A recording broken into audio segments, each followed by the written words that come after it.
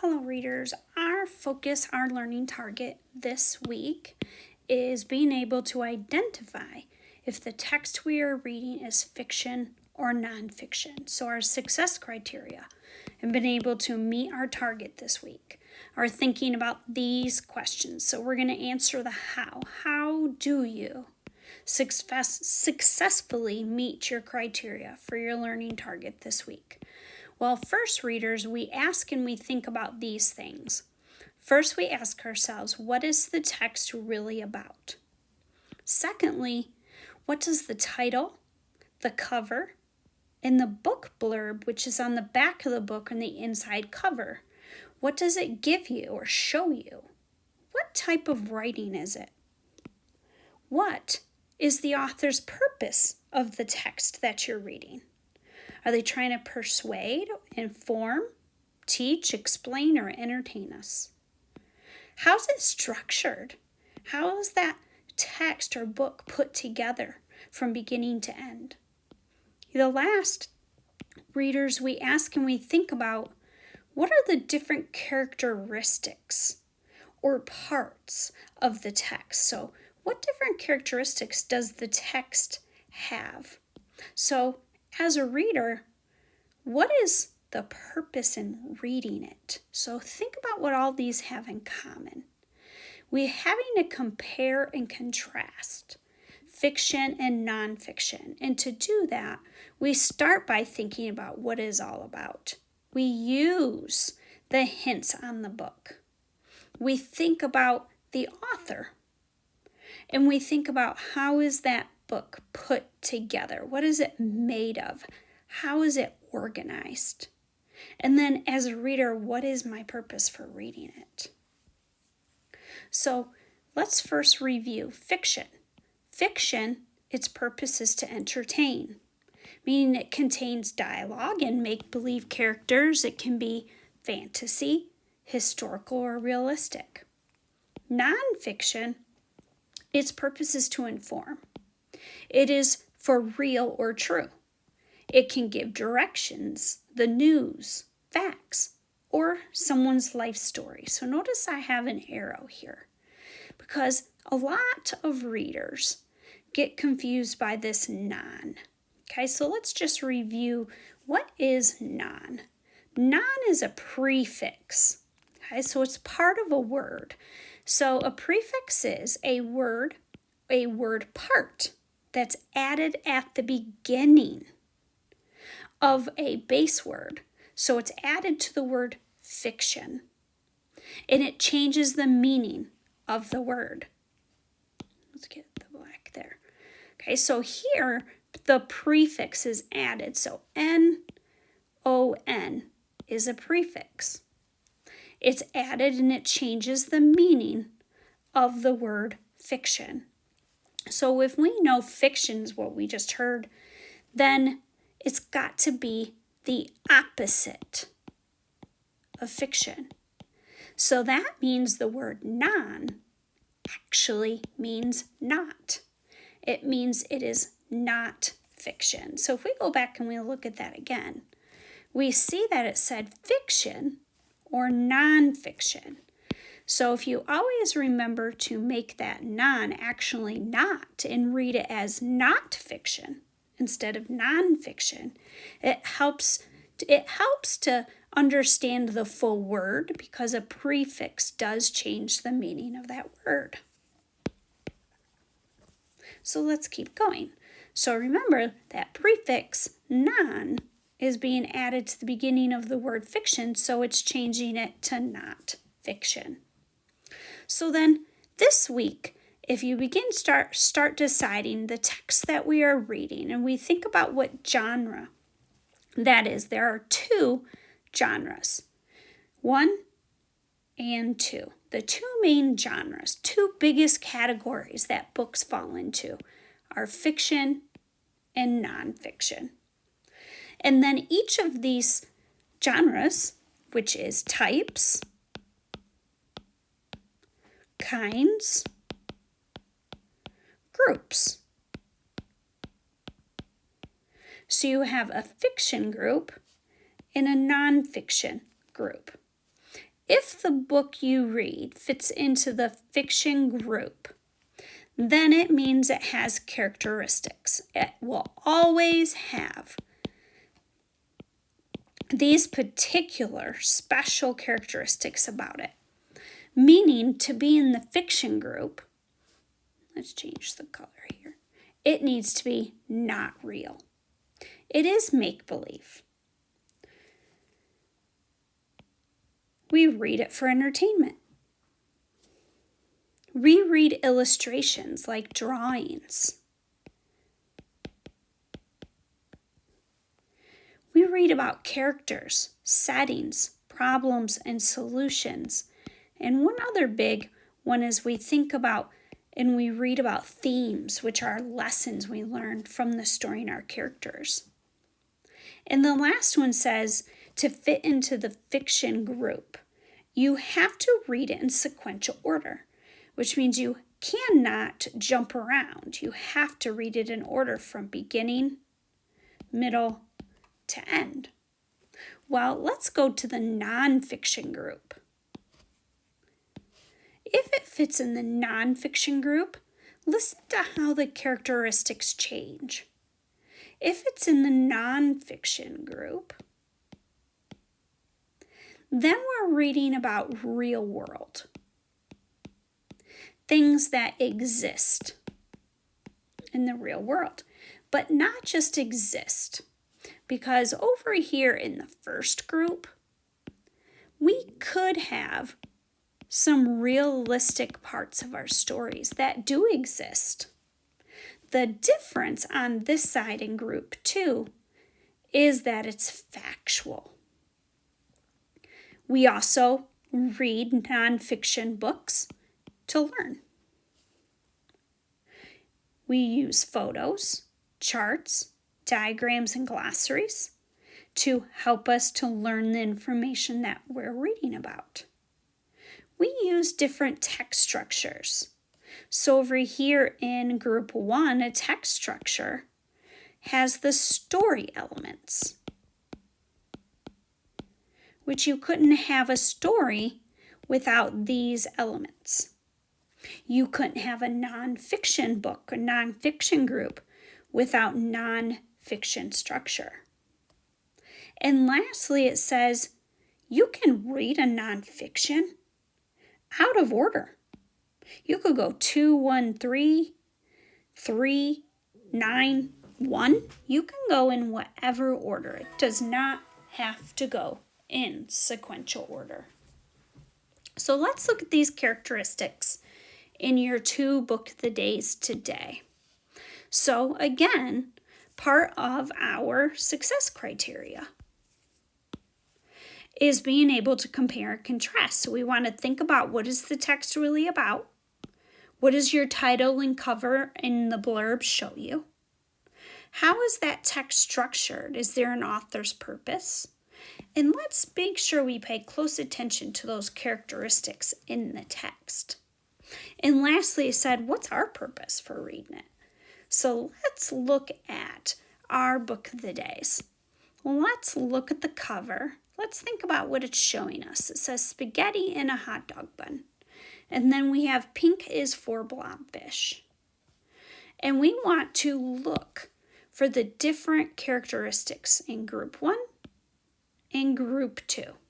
So if we see spaghetti in a hot dog bun, I see that it's different than pink is for blobfish because these are actual photos.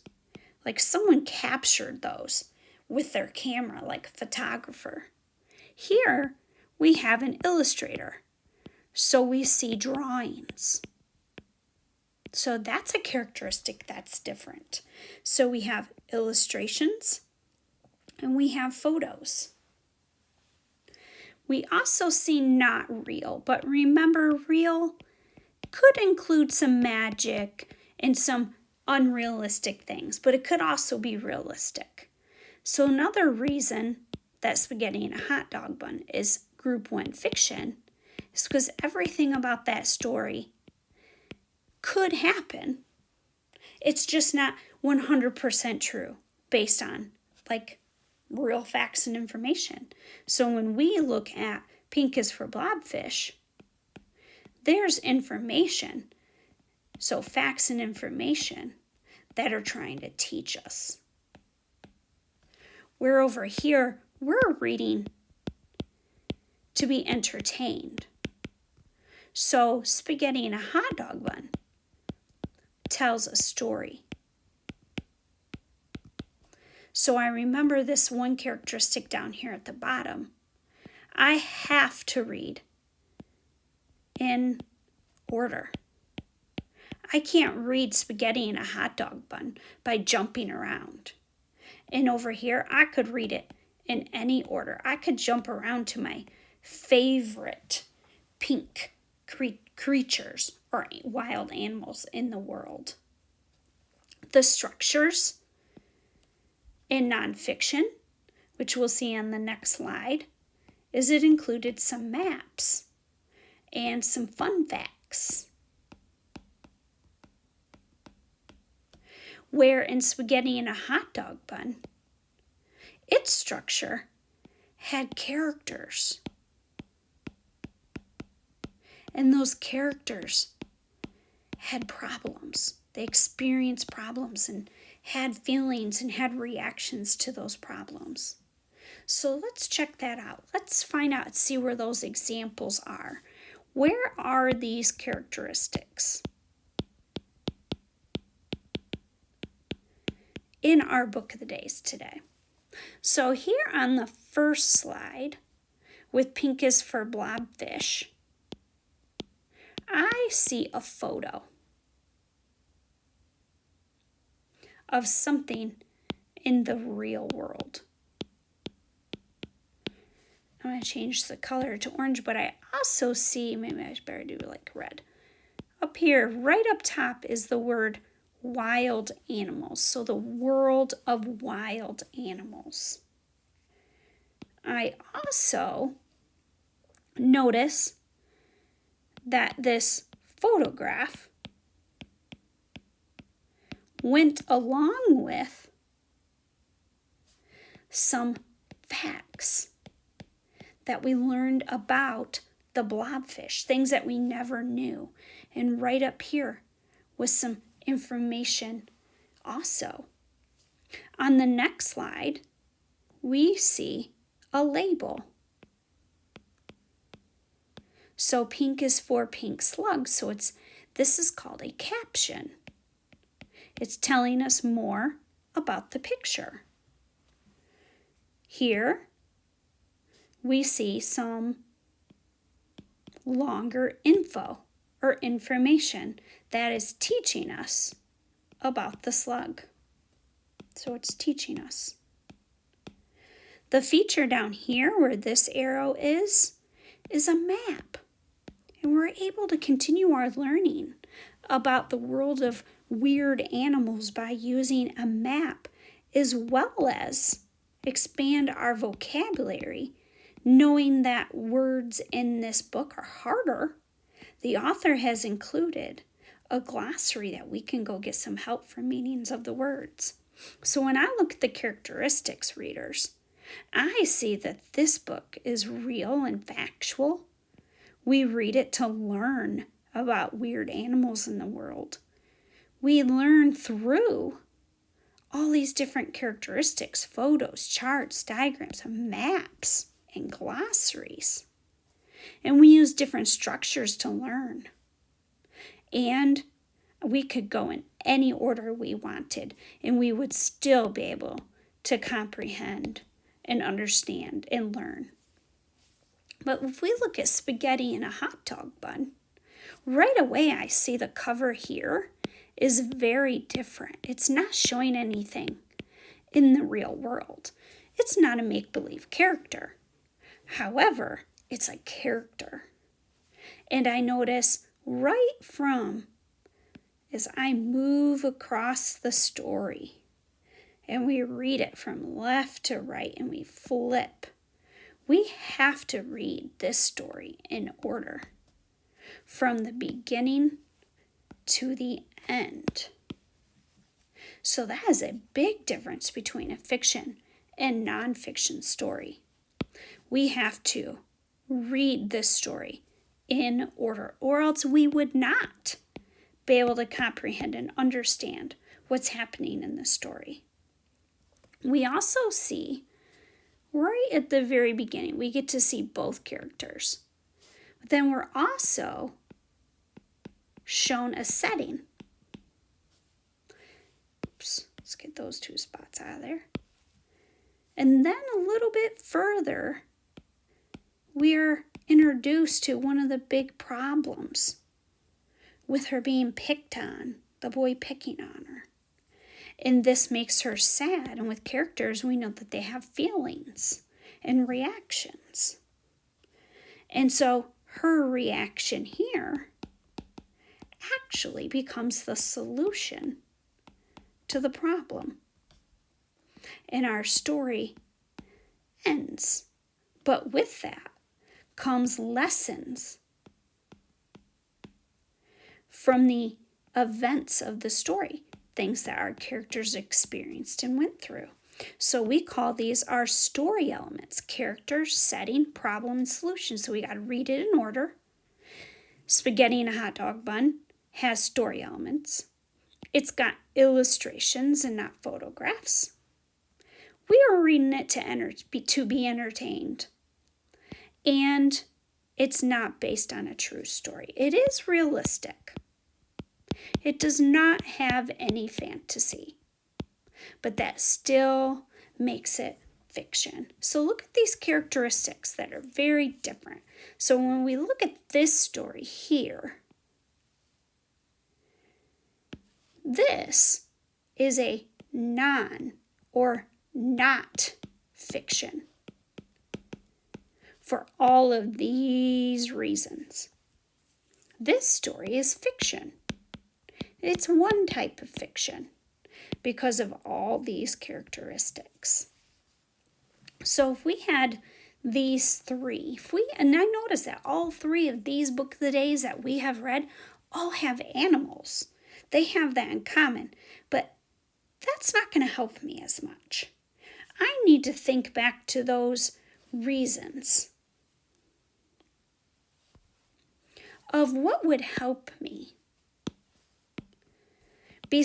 to use my success criteria, identifying fiction and nonfiction. Remember, what is it really about? What does the title and cover and blurb show you? What's the author's purpose in wanting us to read it? How's it structured? Is it told like a story, or is it factual? Let's find out. So if you think back to the story, there was a lot of make-believe in Duck at the Door. There were talking animals. And there was an example of Duck cooking, right? And they watched TV and used a remote control. So all these animals are given unrealistic actions. So that makes that fiction. We have to read it in order. It has character, setting, problem, and solution. It has drawings, has illustrations. We read it to be entertained, and there's a lot of not real within that story. Oops. So when we go to Tara and Bella, I see real photos. It did tell a story from beginning, middle, and end. Well, that's strange. It has a little bit of both because it is teaching us. It's teaching us about an unlikely friendship. So I don't really see a lot of text structures in that one because it tells a story still. And that's okay. But we still read it to be entertained. And so that is a little bit of both. And then we have Meet Miss Fancy, We have to read this one in order, just like Tara and Bella. And we have story elements, just like all three of these books. So they all fall into a type of fiction. You have to read them in order. There's story elements.